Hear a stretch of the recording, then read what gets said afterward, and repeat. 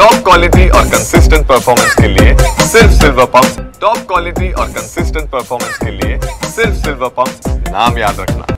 मोठी यात्रा काढून पूर्ण सोयाबीन हे अरबी समुद्रात नेऊन टाकणार आहे। हे बघा, याच्या अगोदर त्यांनी किती आंदोलन जाहीर केले, तुम्ही पत्रकार लोकांनी त्याला डोक्यावर घेतलं।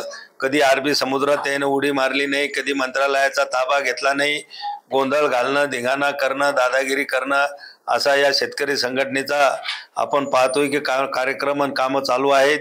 आणि आता सोयाबीन आपल्या जिल्ह्यामधला जर विचार केला तर महाराष्ट्रात सगळ्यात जास्त सोयाबीनची खरेदी हा बुलढाणा जिल्ह्यामध्ये झालेली आहे आणि कुठल्याही शेतकऱ्याच्या तक्रारी राहिलेल्या नाहीत।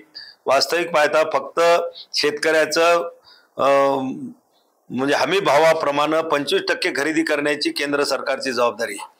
आज जवळपास इथं 70% पेक्षा जास्त सोयाबीन, 80% पेक्षा जास्त सोयाबीन शेतकऱ्याचं केंद्र सरकारनं आपल्या जिल्ह्यामध्ये खरेदी केलेली आहे।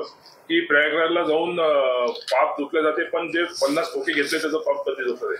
हे बघा, लोकांनी आम्ही 50 खोके घेतले का? यांनी उद्धव साहेबांनी काँग्रेस सोबत घरोबा करत असताना त्यांनी किती खोके घेतले हा विषय विधानसभेच्या निवडणुकीमध्ये मतदारांनी क्लिअर केलेला आहे। त्याच्यावर शिक्कामोर्तब केलेला आहे की आमची भूमिका खरी होती।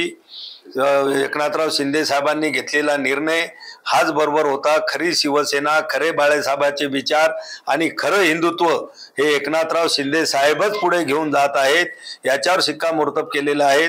गद्दारीचा जो ठपका लागलेला आहे तो आता त्यांच्यावर लागलेला आहे। त्यांनीच भारतीय जनता पक्षासोबत गद्दारी करून काँग्रेस राष्ट्रवादी सोबत घरोबा केला, ही खरी गद्दारी होती आणि याच्यावर जनतेनं शिक्कामोर्तब केलेले।